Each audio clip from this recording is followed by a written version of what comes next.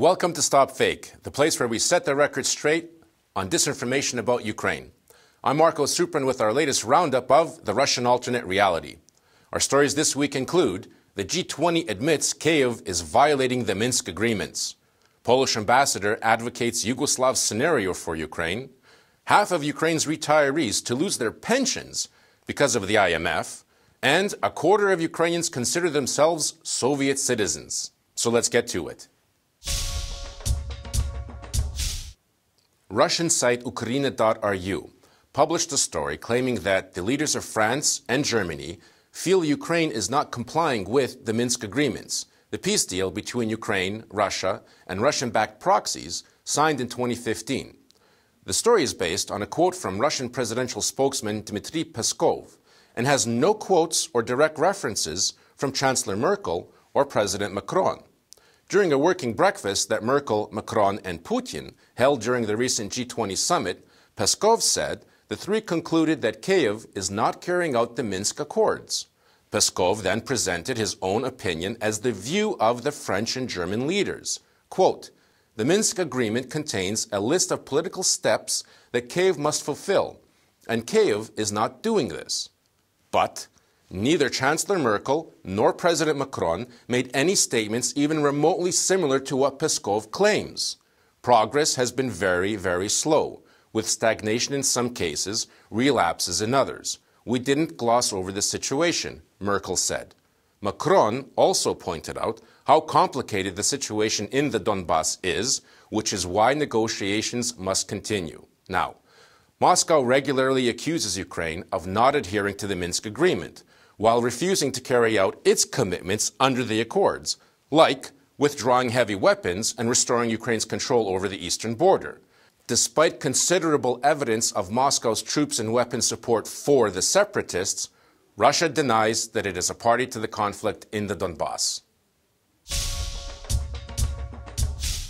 Russian media are very busy disseminating a fake story claiming that Poland's ambassador to Ukraine, Jan Peklo, wants a Yugoslavian scenario for Ukraine and calls on the United States to help towards that end.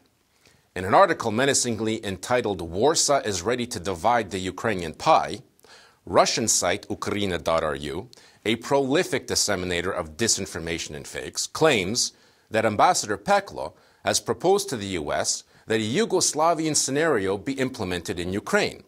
The European Union is unable to deal with the crisis, so the U.S. must step up, Peklo allegedly said. But the truth is a far cry from Ukraina.ru's claim.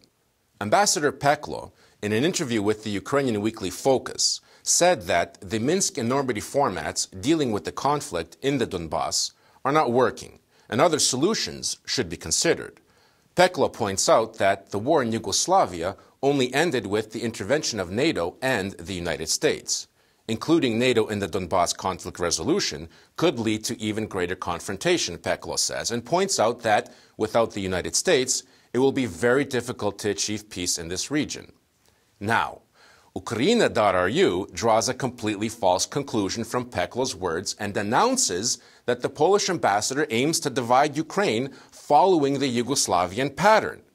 Peklo, a one-time war correspondent in former Yugoslavia, should know that without the US and NATO, there would never have been a war in Yugoslavia, Ukraina.ru declares disingenuously and concludes that Peklo wants Ukraine to be carved up.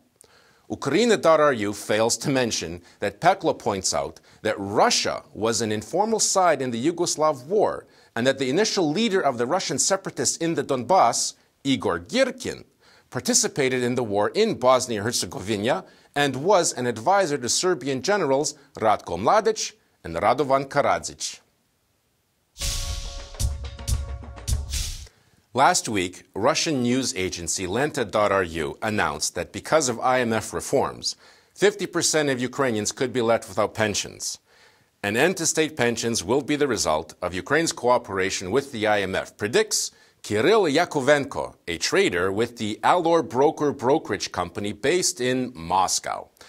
Yakovenko claims that increasing the retirement age in a country where the majority of the population are labor migrants working in Russia and Europe will make the payout of pensions a selective process. Quote, less than half of Ukraine's future pensioners can count on full state pensions, Yakovenko said.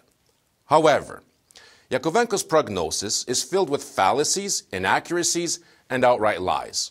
According to the International Organization for Migration, there are some 700,000 labor migrants outside of Ukraine. Even allowing for an increase in their number in 2016 through 2017, the number of Ukrainians working outside their country is far, far less than the majority of the population. Yakovenko goes on to claim that Ukraine's external debt will rise dramatically as a result of pension reform. Quote, since Poroshenko became president, Ukraine's external debt has grown from $22 to $74 billion, $62 billion of which constitutes state debt, he declares. Now, it's anyone's guess where Yakovenko got these figures, because, in fact, according to the country's national bank, as of April 1st, 2017, Ukraine's external debt was $113 billion, which is $30 billion less than what it was in 2014. Russia's Defense Ministry television channel, Zvezda, published a story claiming that 1/4 of Ukrainians consider themselves to be citizens of the USSR, and every 5th resident of Ukraine considers himself Russian. The source for these claims is a poll conducted by the Gorshainen Institute together with the Friedrich Ebert Stiftung. The two think tanks presented their findings earlier this month, and those findings are considerably different from what Zvezda claims. One of the questions in the poll is, what nationality do you consider yourself to be? 92% answered Ukrainian, 5% chose Russian, and 3% said other. The question, how would you identify yourself, gave the following results. 81.8% said Ukrainian citizen, 5% said former USSR citizen, 6.3% see themselves as citizens of the world, and 3.3% as European citizens. As only 5% see themselves as former Soviet citizens, where did Zvezda get their fake massive 25%?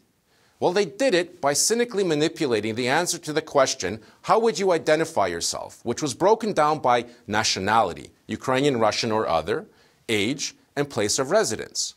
24.8% of those Ukrainian citizens who identify as Russian see themselves as citizens of the Soviet Union. So, that is 24.8% of the 5% who thought of themselves as Russian. And that adds up to a tiny 1.2% of the Ukrainian population who consider themselves Soviet citizens. And that is vastly different from the 1/4 of the total of Ukraine's population that the liars or extremely poor mathematicians at Zvezda contend regard themselves as Soviet citizens. Remember, manipulating poll results is a favorite Russian disinformation and propaganda technique. To verify the veracity of such manipulated claims, please check out the instrument section on our website. That's it for this week. Be vigilant, beware of fakes. If you spot any, send them to us for a truth autopsy. If you value your brain, don't consume fake news. I'm Marko Suprun, and this is StopFake. Thanks for watching.